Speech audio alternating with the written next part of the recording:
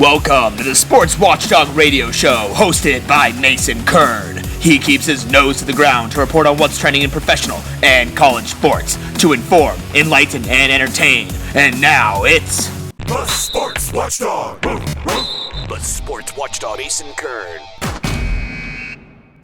Hey everyone, welcome to the Sports Watchdog Radio Show on NBC Sports Radio AM 1060 Phoenix. As always, I'm your host Mason Kern, joining you every Sunday, and got another great episode stored in the kennel for you today. We're going to have a couple interviews with some pretty exciting guests that you're not going to want to miss out on here coming up in the middle portion of our show. And as always, we'll also get into some sports hot topics, a little bit of happenings on the Hardwood action. You guys know it's my favorite segment of the show. We'll have that at the very end.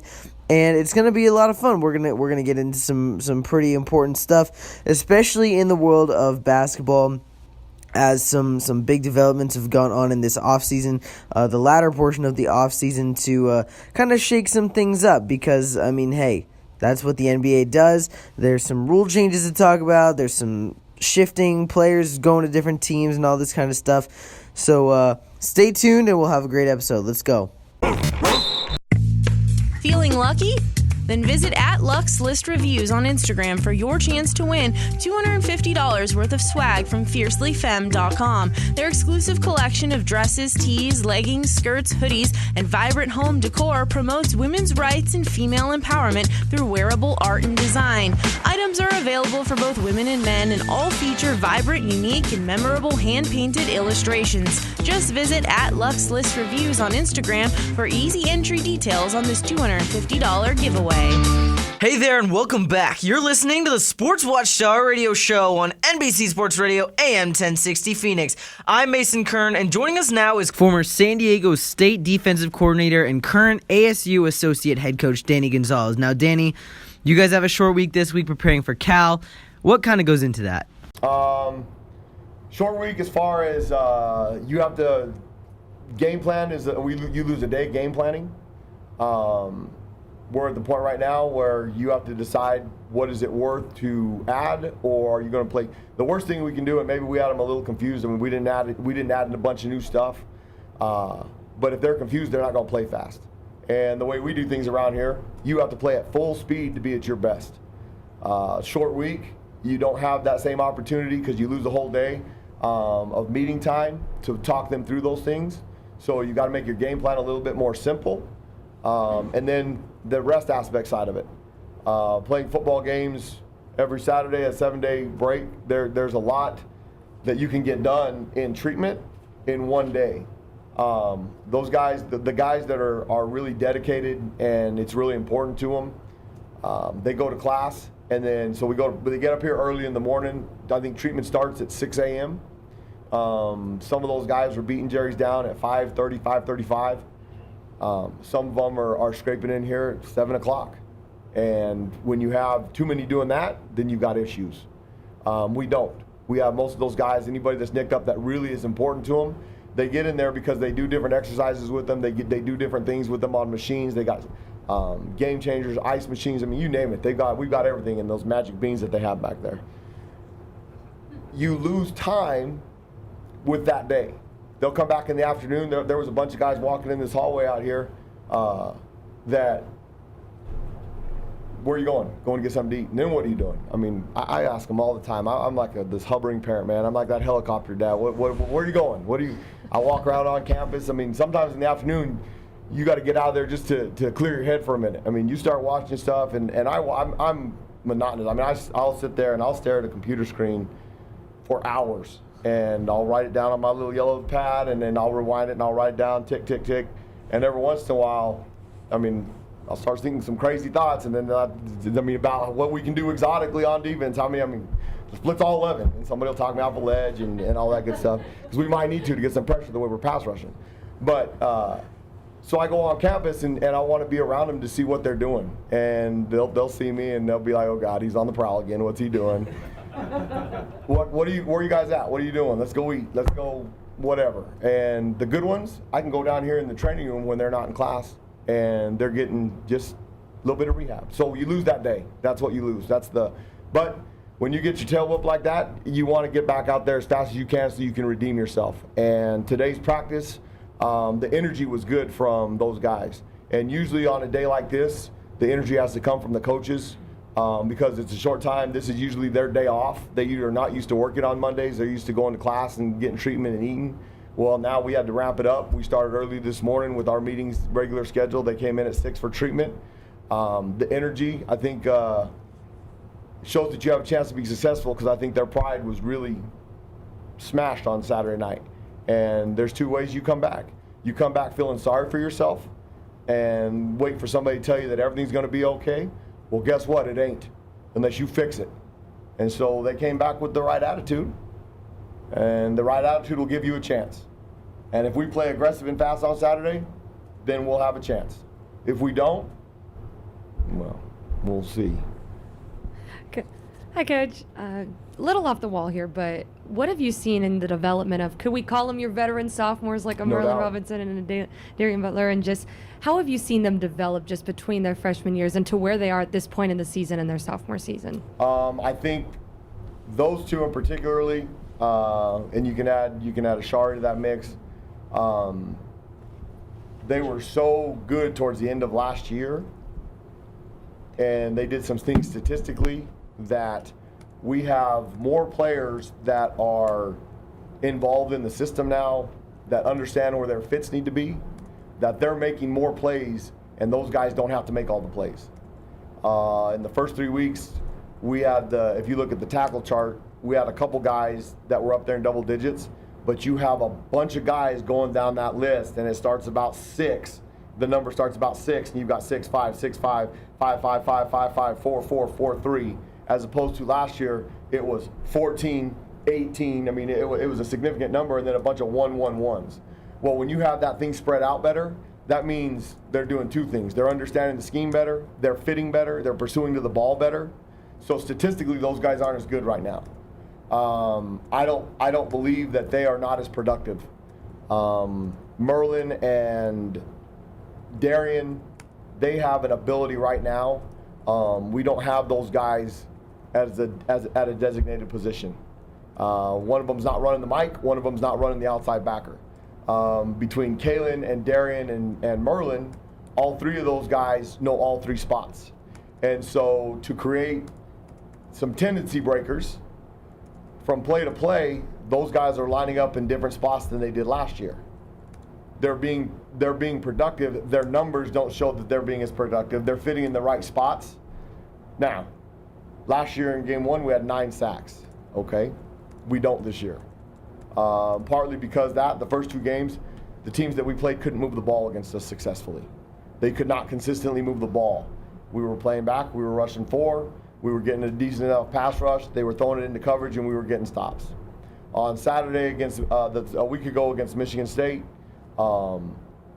we gave up a couple of 3rd and longs that in that game right there, our 3rd down declined.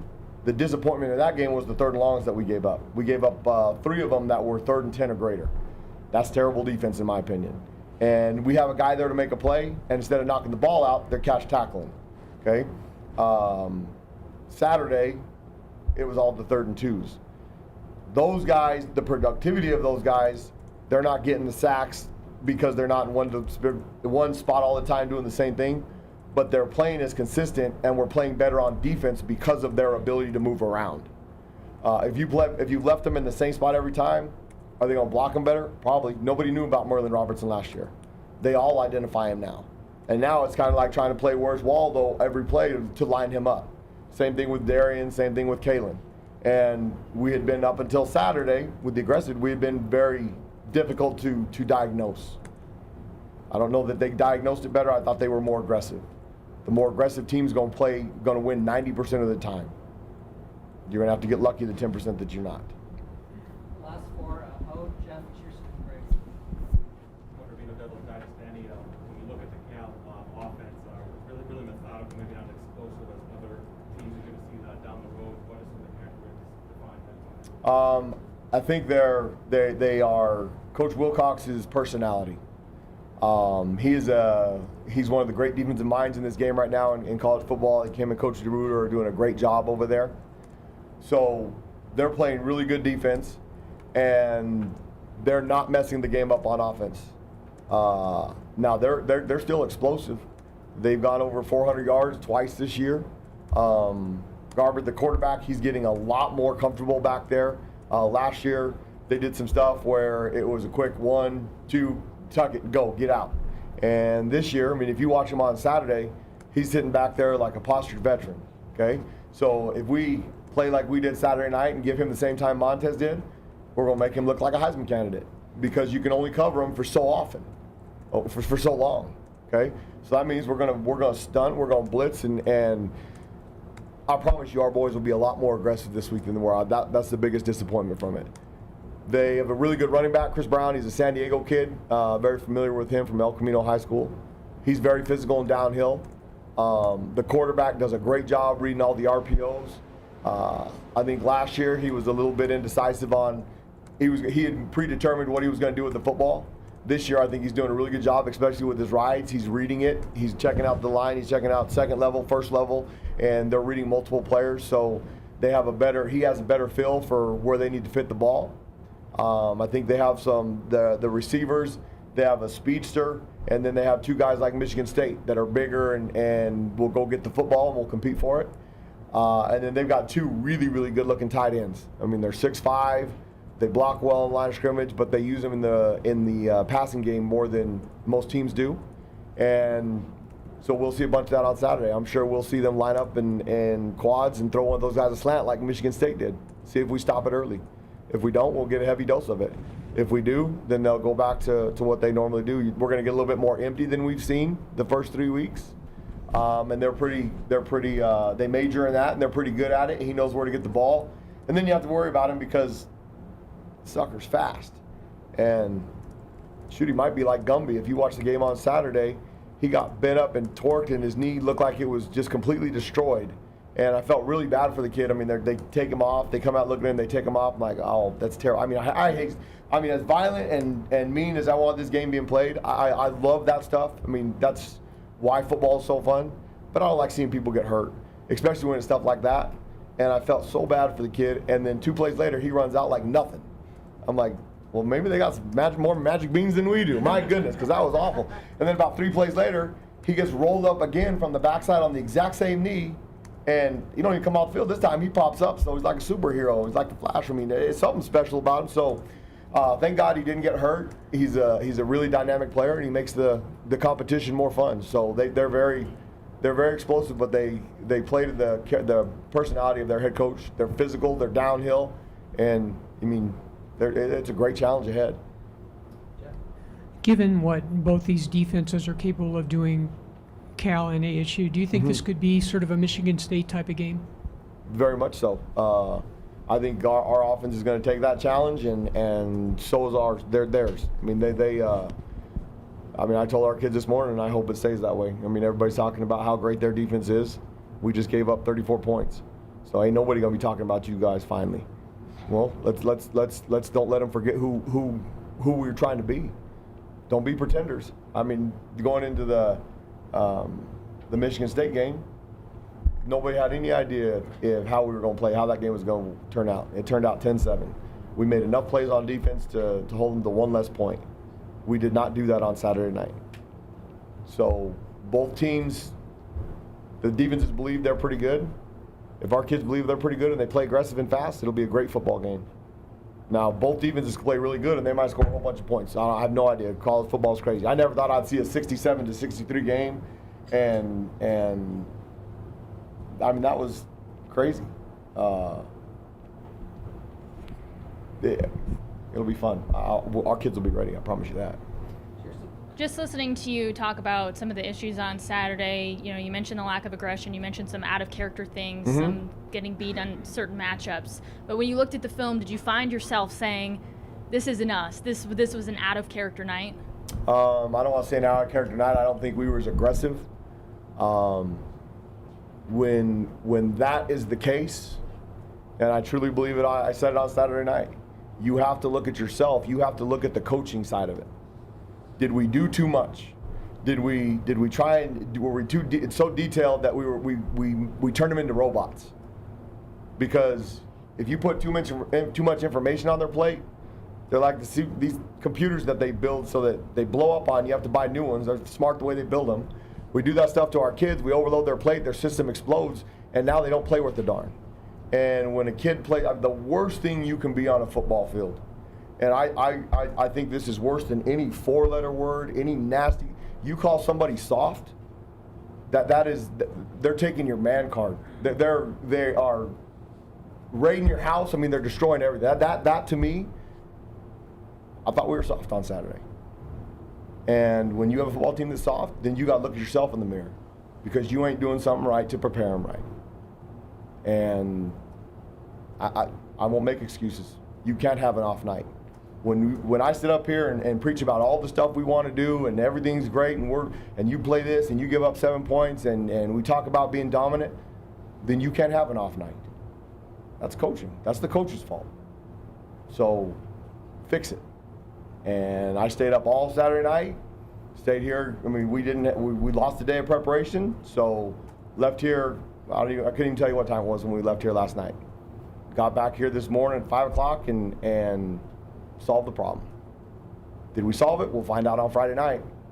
But I'll tell you what, they will be amped up. They'll be ready to run into a brick wall. We'll see. We'll see who the most violent team is on Friday night. The team that plays the hardest, the longest, is going to win. We didn't do that Saturday. Final question for Greg. Are you doing anything, Coach, to make sure that, because the games count more now, that the guys aren't pressing, that the guys aren't trying too hard, given that it's Pac-12 play? I think you do that through preparation. Yeah, I think game plan's got to be simple enough that they understand it. But you have to have enough wrinkles that they can't just pick you apart and dissect you. And you can't, this time of the year, when you're good on defense, you don't have to add a lot of things. You add a stunt, maybe one. But when you're wholesale changing, trying to do coverages, you confuse them and then they don't play fast.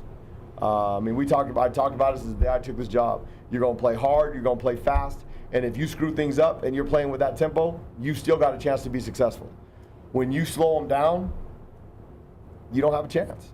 And this time of year, you just got to make sure that they're detailed in what they do. We do a ton of walkthroughs around here.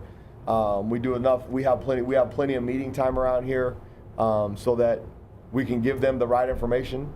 They've got to be on the same page. And then to be really productive and successful, you have to practice it. We try to do some things that we hadn't practiced that I truly believe in. And part of the reason that my former school, that we were so good for a long period of time, and they're still really good on defense this year, is we could look at stuff from 2014, don't have to show them 1 ounce of it on tape. I can go through the Rolodex in my brain, and some of the stuff that myself and Coach Long did last year and the previous years, if we're doing something in the game and they have some success doing something and we didn't practice it, I can look down at him and say, hey, in 2015, we did this against BYU and their 12 personnel stuff, okay? Or we did this against Stanford and their 22 personnel stuff. We can call this stuff. And then the kids, you've done it enough time over a period of time that they have no problem. Well, Saturday, the block reaction wasn't good enough off of the stuff that we made adjustments to. The game plan going in was not different than what it was the first 3 weeks. I'm a firm believer, if you have something that you're good at, make somebody prove they can beat you. They did a good job with how they blocked some of our stuff, and I don't think our guys reacted very well. Were they confused? I don't think it was confusion. I think they drove down the field, they scored that touchdown. I think we panicked a little bit, and we didn't overcome that soon enough. In the second half, they didn't have nearly as many yards. We gave up one play, the 10-yard now. We lost the game. We don't make that play, we lose the game. We don't give up 10 points, we don't lose. Our offense scored plenty enough points, and I thought Rob and those guys did a great job of keeping their guys believing, because all the stuff that they were struggling through, they were like a machine early on in times during that game. They're going to stumble at times during the game. I thought Jaden throws his first interception of the year. Okay, we're down there, we're driving, we got some momentum, we get the ball down to the 30, he throws an interception. We go out there and get a 3 and out and give him the ball back. We were able to overcome that, but we didn't make enough plays in the second half to eventually win the game. We had not had a problem giving up big plays and recovering. They went boom, boom, boom, boom, boom, scored a touchdown, It was the first. They were a little razzled. We were a little frazzled, and at that point in time, that becomes coaching. How do you can get after them and question them. Excuse me, sorry. You can have a whole bunch of fun now. I don't cuss them and demean them, but I can have some colorful language without saying bad words, and you can beat them down, and you can do all those things, and you can challenge their manhood. Okay, that was not the time on Saturday night because they were a little bit frazzled. Okay, so how do you fix them? We made some adjustments. They didn't handle them very well. Now we go out, the very first adjustment we make, a call that we hadn't run, we come out the very first play of the second drive and we hit them for a 5-yard loss because we stunted a safety from depth. We hadn't shown much of that. They hadn't accounted for it. We hit them in the backfield. The very next play, they run a screen. We have one of our screen defenses on. Chase runs a great second and 15. That was a big screen down for him. We call defense that we're going to be able to defend the screen. Chase makes a great play, submarines the guy just like he's supposed to, and now it's 3rd and 14. We call a defense that up until that point, we had been 100% successful, so maybe there's a tendency, okay? Did they beat the play because of the defense? No. We got 2 guys that make assignment mistakes uncharacteristically that one of them was supposed to cover the back, one of them was supposed to rush the quarterback. Well, one of them drops into coverage and the other one halfway rushes, goes to the back, and then he halfway to the quarterback halfway, so mine just goes dink, and then we miss a tackle. And we miss a tackle because we're not aggressive. We run up there and break down. I've never in my life said break down. They know I don't say break down. That means they weren't 100% confident in their ability to stop them yet. They had to try and get the feel of the game. Well, we give up a 3rd and 15, and then now we're starting to press a little bit. We're starting to panic, okay? We get down to the 3rd and 6 where they roll out and we don't get great pressure. We squeeze the pocket down enough that he has to scramble out, okay? We have a safety that comes off the edge. We're playing a form of cover 2 behind it. He rolls outside of him. The safety's chasing him down, is going to knock him out of bounds. It's going to be short. It's going to be 4th down, that's the punt. And then Colby comes out at the corner, comes out of coverage. It's uncharacteristic. We panicked. We frazzled a little bit in that moment of the game. You can't do that if you want to be a dominant defense. We've got to find a way to overcome that. And so continuing to get them right. Now, when we got them down at halftime, we were able to show them exactly what we want. Everybody settles down. And then they come out and they execute it, and we get a few 3 and outs. We get our offense. They get the ball. We were never able, when we gave the offense never took the shot to get ahead, and we never gave them the ball. If we didn't get ahead, we didn't give them another opportunity. We had an opportunity to interception where Darian Butler reads a screen. He does a great job, comes back to him, hits him right in the face, and he drops it. Those 5 or 6 plays are the difference in a football game. If we don't come out of coverage and we make the 2 plays and we hold them to field goals, it's a double-digit win, and that's what it should be. That's why I felt so strongly after the game on Saturday night that we screwed it up. The offense did plenty enough to win the game. We screwed it up. So we got to coach them better. Players win games. If they don't perform at their highest, it's coaching. I will go to my grave saying that. That's what I was taught. It's what I believe. And I think in the long run of it, when the players know that you have all the faith in the world and you believe in them, they're going to play harder for you. They're going to try better for you. They're going to come back today with a really upset attitude to get better. And I think they believe in what we're doing. And I told them after the game on Saturday night, I'm within the locker room. I said, hey, get yourselves ready to go. Blame that one on me. I mean, if you guys feel bad about yourself, we screwed up the game. And they were like, no, Coach, we didn't play good enough. I said, well, good for you guys. But you know what? We didn't give you the best chance. So they're in it together. They're in it with us. But I'll go to my grave. I honestly believe that. If the kids don't play to their highest potential, then you didn't get them ready. Now, they can overcome you on some calls, but we made too many mistakes and we weren't aggressive. So either we were doing too much, which I'm not sure I believe, or we didn't give them the best chance. They weren't aggressive enough. They didn't believe in it.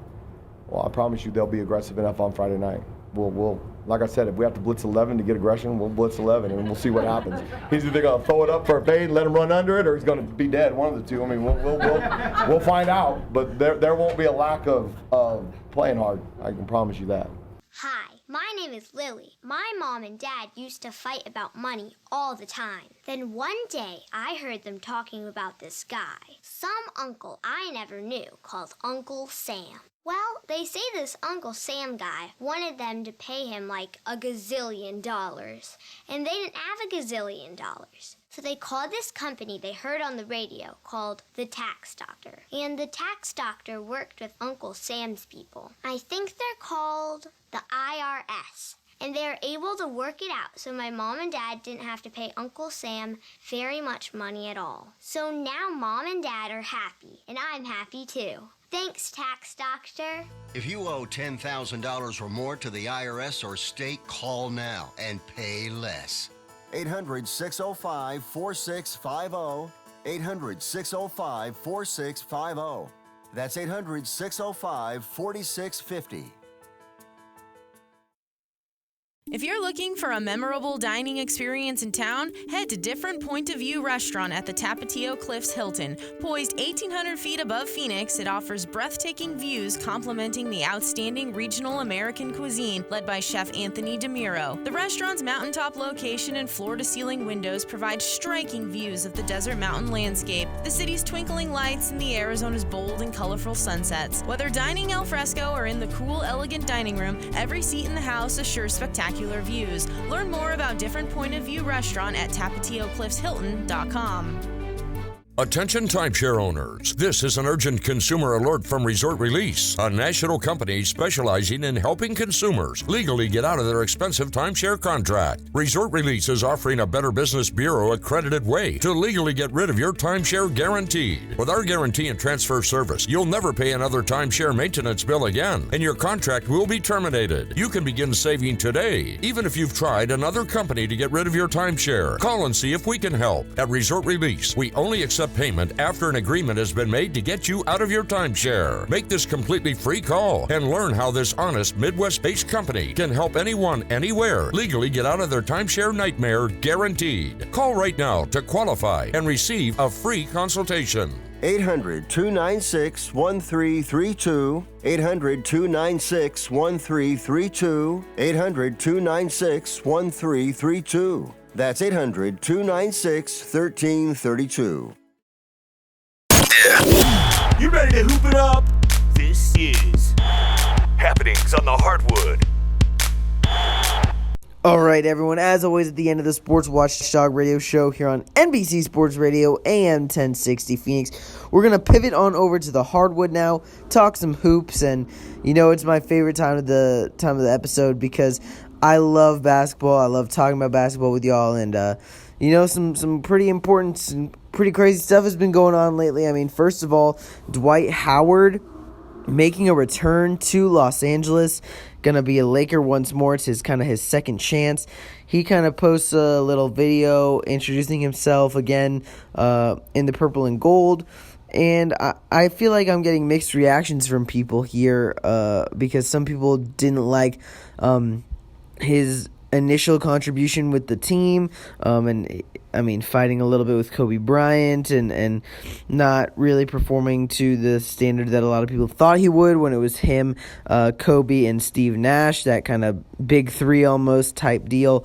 Now he has a chance to right some of those wrongs and make a big impact here in Los Angeles for this Lakers team. To complement a front court with Anthony Davis and I mean, obviously LeBron James, the best player in the world. So LeBron James tends to bring the best out of people. So it'll be interesting to see how Dwight Howard plays in this second stint. Now, another important note, the NBA is actually implementing a rule change this season where coaches are going to be able to challenge certain play calls. And I mean, I don't know how much of a proponent I am of this rule change, only because it slows the game down a little bit, and it might hinder what basketball is really meant to be. But at the same time, it'll allow coaches and teams an opportunity to right some of the wrong calls that have been called in the past, especially in important situations when it definitely matters. So just a few tidbits and notes, but I hope you guys enjoyed the episode and hit me up on social media so we can talk some more basketball. Well, that's a wrap, everyone. Anybody wanting to connect with me, the Sports Watchdog, on Twitter can do so at @sportswatchdog, and on Instagram, Facebook, and YouTube as well at the Sports Watchdog. So until next time, keep your eye on the ball. The Sports Watchdog. The Sports Watchdog, Mason Kern.